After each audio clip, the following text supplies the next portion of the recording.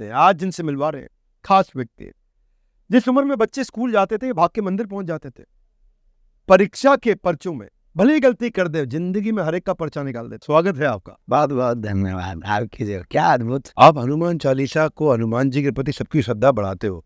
आपको खुद हनुमान चालीसा करने का टाइम लग पाता है? बिल्कुल बेझिझक आप करते हैं रोज? Every day. तो आपसे एक लाइन में पूछो, हनुमान चालीसा का लाभ क्या होता है? हनुमान चालीसा जो यह पढ़े हनुमान चालीसा हो ही सिद्ध साखी गौरी से। क्या अर्थ हुआ इसका? जो भी हनुमान चालीसा को पढ़ेगा भगवान श्री गौरी इस उसके जो है साक्षी है, वो सिद्धि अवश्य पाएगा। चाहे कला की सिद्धि हो, चाहे आपकी मीडिया की सिद्धि हो, चाहे आपकी ज्ञान की सिद्धि हो, चाहे आपके जीवन की सिद्धि हो, चाहे आपकी राजनीति की सिद्धि हो, अथवा फिर आपकी गायन की, वादन की, नृत्यन की, किसी की भी सिद्धि हो। आपको ये सिद्धि कब प्राप्त हुई? ये जो कृपा सिद्धि आपने आज बताया। हाँ, कृपा सिद्धि 9-10 वर्ष की अवस्था रही होगी हमारी। और एक दिन हम अपने दादाजी के पास जाते हैं कि आप दुनिया का बताते हो, देश दुनिया के लोग आते हैं। उस वक्त हमारी परिस्थितियाँ बहुत गंभीर थीं, घर पे भोजन की स्थितियाँ विचित्र थीं, पिताजी कुछ करते नहीं थे, भिक्षा मांगनी पड़ती थी। तो हमने कहा कि आप सबके बारे में बताते हो, हमें कोई संपत्ति गड़ा हुआ धन बताओ।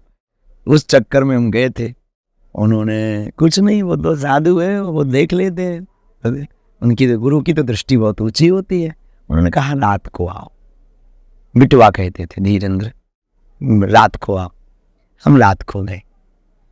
उन्होंने हमारा यहाँ बाएं पकड़ा, मैं आज भी याद है। उन्होंने यहाँ बाएं पकड़ा, स्नान करवाया और जो बागेश्वर महादेव मंदिर है वहाँ सामने खड़ा कर दिया। फिर वहीं कुछ घटना घटी, उजाला हुआ और बस काम लग गया। बोले आज से कह दो तुम हमारे और हम तुम्हारे। और हमने कह दिया। रोते हुए वो घटना देखकर थोड़ा शरीर कंपायमान हुआ। वो लाइट देखकर शरीर चौंका, थोड़ी भय भी, अति से ज़्यादा भय शरीर में हुआ। पर वो बाहें पकड़े हुए थे और हमने चिघाड़ कर कह दिया तुम हमारे। तो आपने ये हनुमान जी को कहा? हाँ, कि तुम हमारे हम तुम्हारे, और काम हो गए।